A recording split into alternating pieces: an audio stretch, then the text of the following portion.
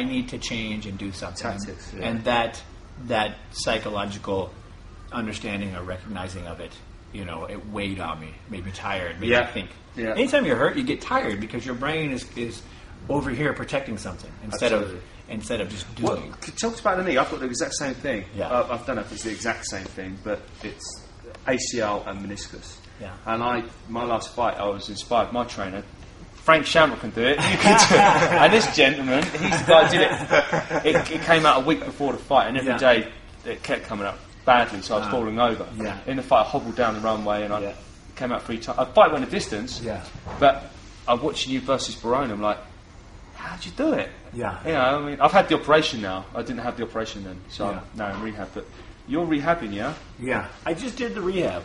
But your confidence going into the fight, was it in the back of your mind? Yeah, of course. Yeah, of course it was. Because I knew it wasn't right. You know, it's like, if it's not right, it's not right. You're not going to be 100%.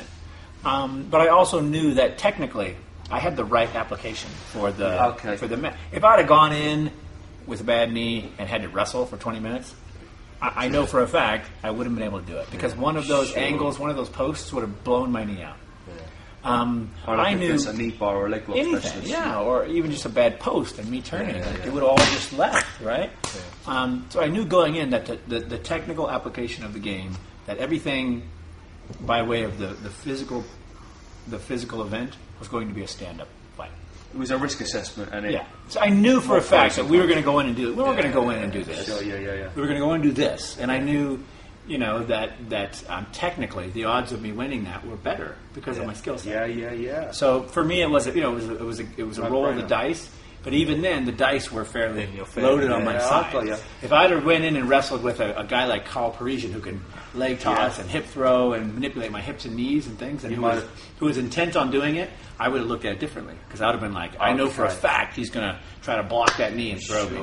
And I know for a fact my knee's probably not going to stand up to that. That's very educational. Or if I went in and fought a big leg kicker, for me it would have been like, how am I going to block this guy's kick? Because after about 2 or 3, my tendon's going to pop out.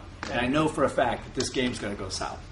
But now you haven't had an operation, have you? No, I got nothing done to it. Just did like 3 months of rehab.